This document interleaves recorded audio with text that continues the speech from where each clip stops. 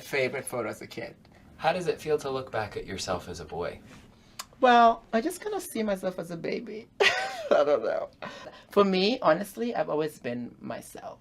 And so for other people, when they see these things, I just see a happy child. This happy child had a luxurious upbringing in Kenya, the grandchild of a decorated Navy military general, but always felt different. Finally, at 26, Biko Buta came out to her grandma as transgender. So, how do I look? And she said in English, and she never spoke English, "You look beautiful." And it was then that I felt like I got permission to be who I am. Relieved to bear her secret, but it quickly set in she would have to flee. I'm considered a criminal, basically, just by being me. It is not safe for me to live there as a trans person because I could be killed. This is my life. Her new life began in Canada in 2006. I feel like it was a place that was heaven on earth, and these are basically all my angels in my little heaven. And who are these people? Who are your angels? All the refugees that came through Costi, well, I was also a refugee there. She reached unimaginable new heights in North America. She's an African queen, originally from Kenya, and she says she wants to follow in the footsteps of the master, Iman herself. Come on out here, Biko. Appearing on supermodel Tyra Banks' talk show, but also hit rock bottom. Nobody asked me how I got out of the refugee shelter, but I had to be a sex worker and, and pay my bills that way, and I didn't like that life at all. I did it just to survive. Her survival instinct has transcended herself. She's organizing Trans Workforce, a job fair to help break systemic barriers to employment. I'm hoping to inspire some other trans people who maybe can see themselves at a low point in their life and realize that all you need is an idea and people to support you to change the world. Dare to be extraordinary with the Canadian Armed Forces. The military has lent its muscle to Trans Workforce. It makes us stronger, a little more innovative, forward-thinking. It's sending trans recruiters to the job fair as part of its mission to reach new levels of diversity. I've worked with people who are transgenders in the Canadian Armed Forces, and at the end of the day, they're as qualified, talented, motivated to do the job as anybody else, so we just work as a team. The collaboration is under siege, though. Posted online and sent to Buta, another group calls the job fair an affront to the trans community because of an ongoing history of military violence against trans people. Inviting the military is racist and inherently violent, it says. You wrote this message with quite strong language. Yes. Why?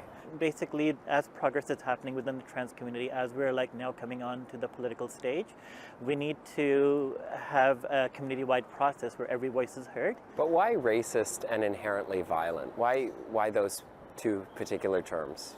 The military is inherently violent, and it has a history of enforcing transphobia. The trans community is full of diverse opinions.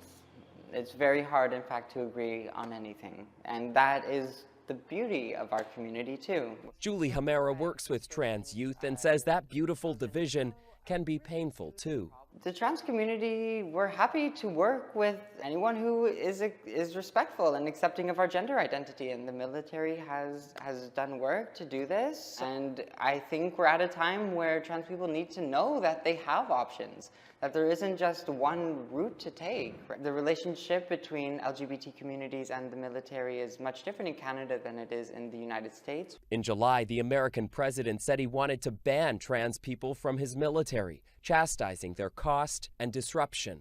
I know he would have been so proud to see me do this. Buta's grandfather, the military general, passed away this year.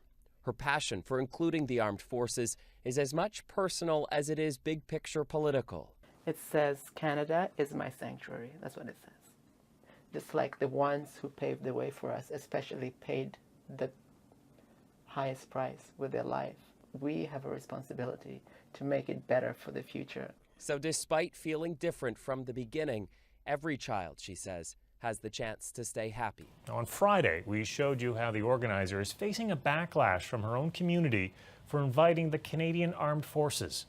Chris Glover has more on that story once again tonight.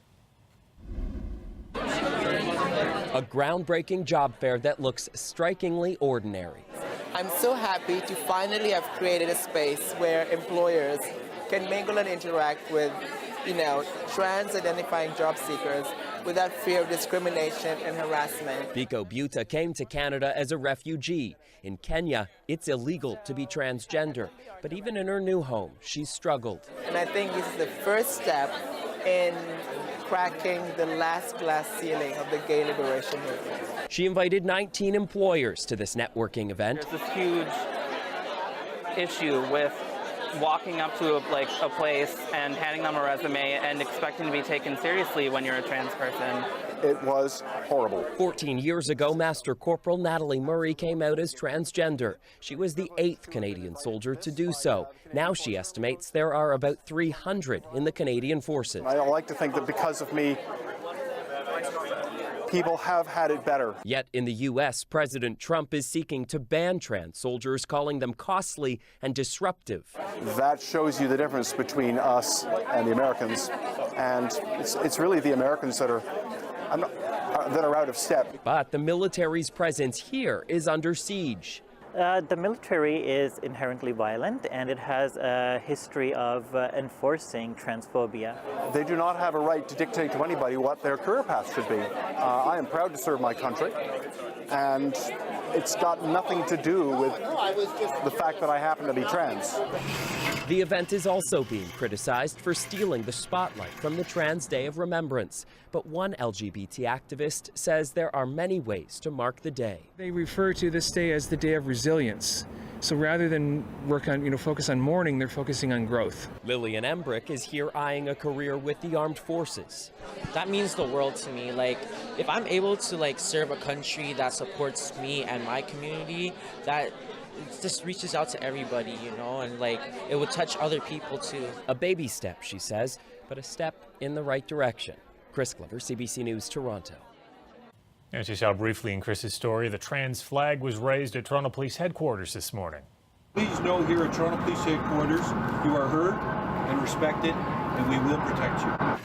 The flag raising was also an opportunity to reach out to the community. Members of the trans community and Toronto Police held a moment of silence to remember victims of transphobia. It's a different type of job fair for a group of people who just want to be treated like everyone else. Trans people, we need to live our lives with dignity. We're deserving just like anybody else. We need a chance. In a room on the 3rd floor of the Tiff Bell Lightbox, recruiters from big-name private corporations like Indigo Chapters and Apple join with government agencies like school boards and the Canadian Forces to let transgendered people know they are welcome. I have a few operational deployments, Bosnia, Afghanistan, and most recently Sierra Leone, treating Ebola patients. Canadian Forces medical technician Christina Dom transitioned while in the military 3 years ago.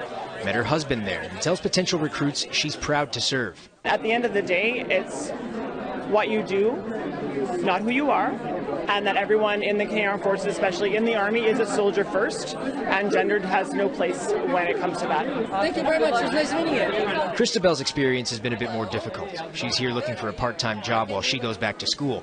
But whether it's discrimination or managers not knowing how to incorporate a trans person into the workplace, she says in 3 years of searching, no one has even called her references. Employers are losing out on potential employees who bring a lot to the table. I mean, we just really want to contribute to society. I have 20 plus years of experience to bring to the table, and there's no reason that I should be sitting at home. Similar stories from Noah, who just started his transition this year. He says he's had managers cancel interviews within 20 minutes of finding out he was trans. Why is it so hard for me to get a job just because I am who I am?